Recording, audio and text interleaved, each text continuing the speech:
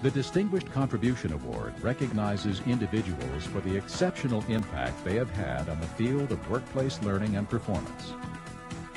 This year, ASTD honors David Cooperrider. His seminal work in appreciative inquiry spurred a revolution in the field of change by helping organizations around the world discover how to use a positive, strength-based method to lead strategic change. Most noteworthy is that Dr. Cooperrider takes a collaborative knowledge-sharing approach to his work and encourages others to expand the horizons of appreciative inquiry.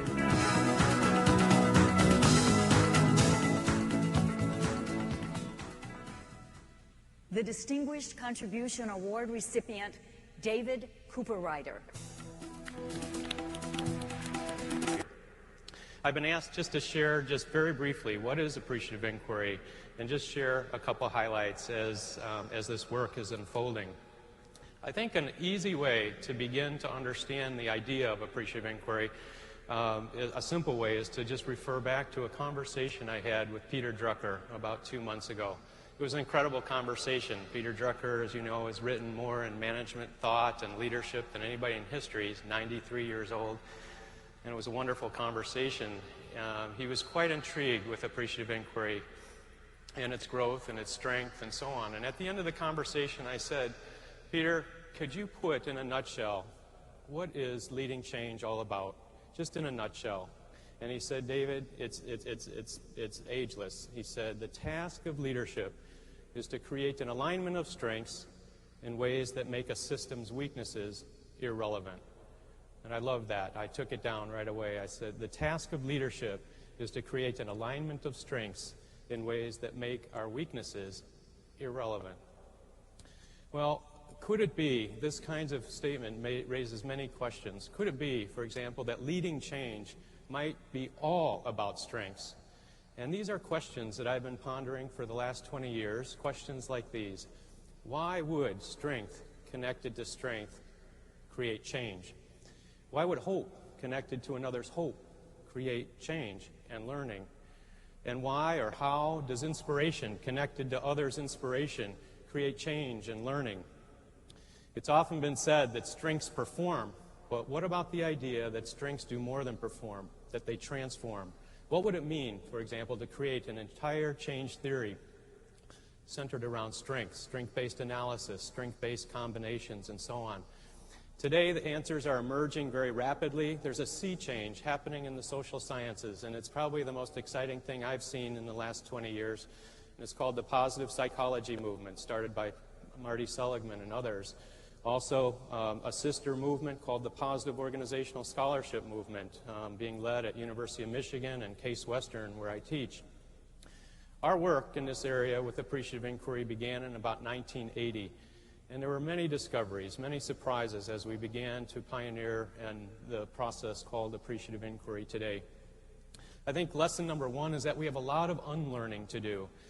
I became aware of how ingrained we have grown up with a kind of a theory, an implicit theory of change that's so problem-focused. Might call it a deficit-based theory of change.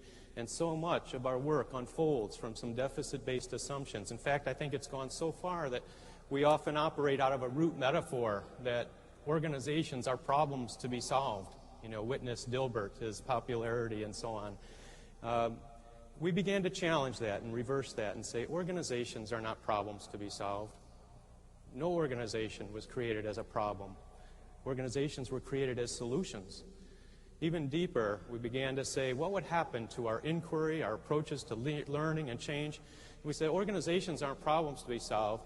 They're centers of human relatedness, alive with infinite capacity, infinite imagination, and infinite connectivity to strength upon strength upon strength. What happened for us is that it changed the way we work completely. Instead of going in a typical way and asking what's wrong with this picture, we started asking questions of life and vitality and extraordinary moments of human flourishing within organizations. We started to ask questions about the true, the good, the better, the possible. We ask questions about what gives life to this system when it's most alive, when people are most engaged and most connected in symbiotic ways with their partners and customers and so on. And all kinds of methods began to unfold, and what surprised us was the momentum for change as we began to just focus on the true, the good, the better, the possible in every human group, every community, every organization we started to work with. So 3 lessons: that strengths transform, that inquiry intervenes, the questions we ask determine what we find, and human systems move in the direction of the questions we most deliberately and frequently ask. Anyway, all kinds of methods and applications have emerged. I'm just going to mention the one, and it's what we call the Large Group Appreciative Inquiry Summit method, where we'll bring a whole system together, 1,000 to 2,000 people, oftentimes all stakeholders, every level, to engage in planning, but it's based on strength-based analysis and planning and change. I want to just show you a 1-minute clip from the United States Navy. Admiral Clark, he's the head of the Navy. Well, actually, it was Frank Barrett from the U.S. Naval Postgraduate School. He gave us a call and said, Admiral Clark would like to meet at the Pentagon. They believe they need to make a revolution in the way they engage people in strategic level planning for the system. He said, and so we met with Admiral Clark. He said, do you think we can create a planning process like the ones at Roadway and Verizon, where we bring 500 people into the room to do the strategic business planning directions for the Navy? We said, yes, we think that can be done. And it was exciting. I want to just show you a little film clip. It's the end of that summit where we had E-5 sailor sitting with admirals talking about and deciding the future of the Navy. It's never happened before. Since this time, they've done about 12 of these appreciative inquiry strength-based summits. And let's just take a quick little look.